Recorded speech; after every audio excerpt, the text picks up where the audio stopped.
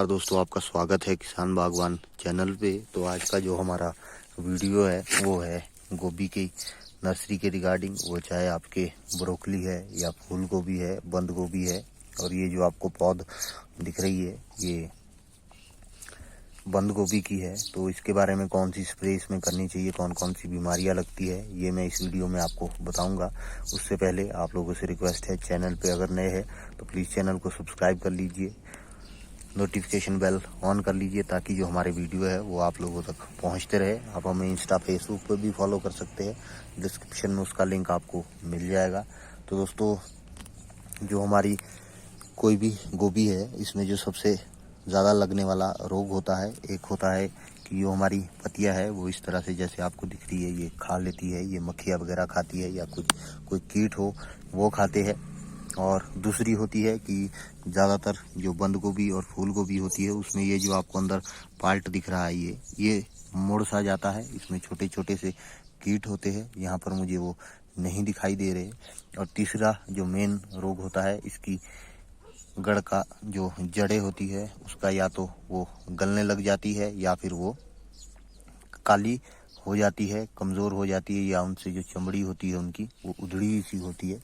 मैं कोशिश करूँगा कि मुझे मिले, पर इसमें कोई भी बीमारी नहीं है। मैं आपको एक आधा जो पौधा है वो फाड़ के दिखाता हूँ, कोई छोटा सा। ये आप देख सकते हैं, इसकी जड़ें जो बिल्कुल ये वाइट है, कोई भी इसमें दिक्कत नहीं है। ये आप देख सकते हैं, इस तरह से आपकी जड़ें होनी चाहिए। और एक क्या हो जाता है, जैसे ये यहाँ पर इसकी गांठ है, यहाँ जैसे आपको दिख रही है गांठ, इससे नीचे ये पतली हो जाती है।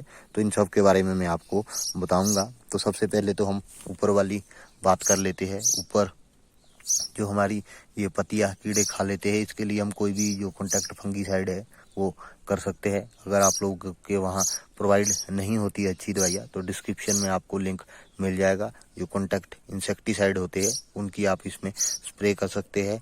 और अगर आपके जो अंदर वाला पार्ट है, जो मैं आपको बोल रहा हूँ, ये जो अंदर वाला पार्ट है, चाहे वो आप लगाने के बाद क्यों ना हो, अगर आपकी जो गोभी है वो अंदर से उसमें कीड़े लग गए हैं तो वो आपके कॉन्टैक्ट फंग जो इंसेक्टिसाइड है, कीटनाशक, उससे नहीं मरेंगे। उसके लिए आपको सिस्टमेटिक इंसेक्टिसाइड का यूज़ करना होगा। उसके लिए आपको डिस्क्रिप्शन में एक अलीका नाम से दवाई मिल जाएगी। 100 ml की पैकिंग भी आती है, 250 की भी आती है, 100 की भी आती है, और भी बहुत सारे फंगीसाइड है, उसको आप कर सकते हैं। सिस्टमेटिक ही उस स्टेज में आपको करनी है। अगर जो आपके अंदर वाली जो इसका मेन होता है ब्लडर, अगर ये आपको लग रहा है यहाँ पर कीड़े हैं, वो चाहे आपके खेत में लगा दी है फिर भी होगा, तो आप लोगों ने सिस्टमेटिक इंसेक्टिसाइड का यूज़ वहाँ पर करना है। साथ में आप कॉन्टैक्ट भी डाल सकते हैं अगर आपने डालना है। कॉन्टैक्ट का मतलब होता है कि जो कीड़े में जैसे मान लीजिए यहाँ पर कोई कीड़ा है, उसको जैसे ही कॉन्टैक्ट फंगीसाइड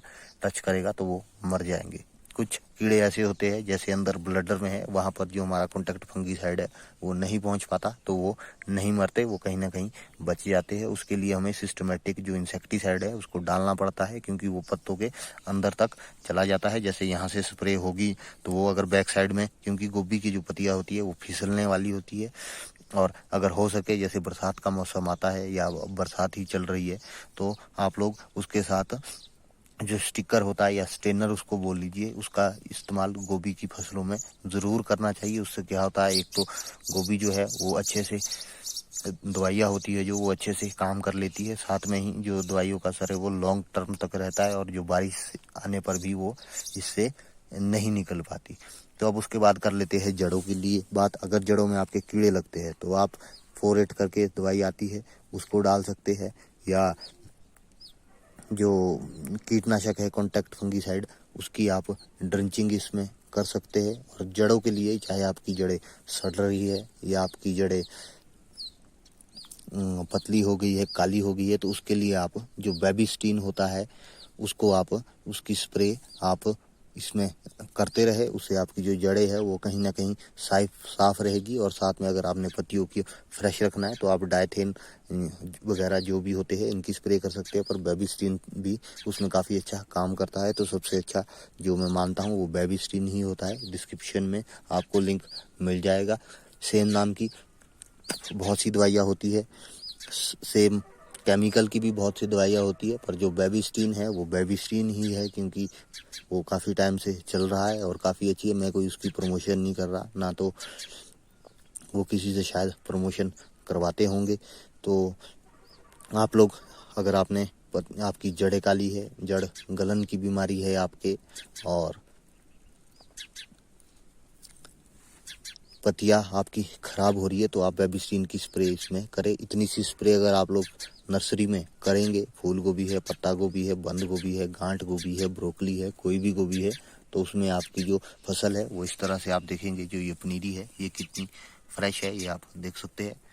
और ये पर्सनल यूज़ के लिए है, कोई हम बेचते नहीं है, या ना ही नर्सरी वाले हैं, ओपन में इसे लगाया हुआ है।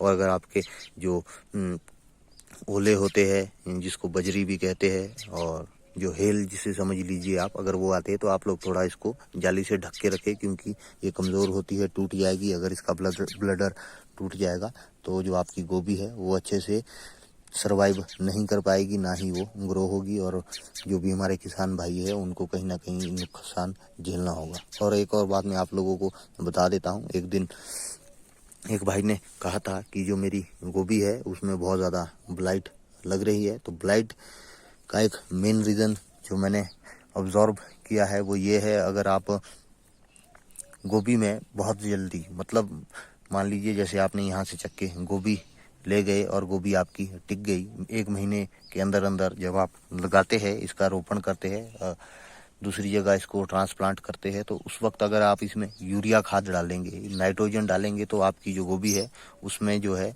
ये ज़्यादा जो होती है ब्लाइट, वो लगने के चांसेस रहते हैं। इसलिए आप जब भी गोभी लगाए तो यूरिया का प्रयोग लास्ट में आपको करना है, बस तक तो आप लोग इसका प्रयोग ना करें। आप जो मिक्स होती है, जैसे 15-5 हो गई, 15-15 हो गई, 12-32-16 होगी, इस तरह की खादें अगर आप इसमें यूज़ करेंगे, या अच्छी खादें आप ले सकते हैं, यारा की हो गई, या न्यूट्रीफाइड हो गई, ICL होगी, बहुत सी कंपनियां हैं, तो उनका प्रयोग करें। और यूरिया से कहीं ना कहीं आप इसके लिए बचे। यूरिया की आप लोगों ने बस स्प्रे करनी है, वो भी बहुत कम मात्रा में।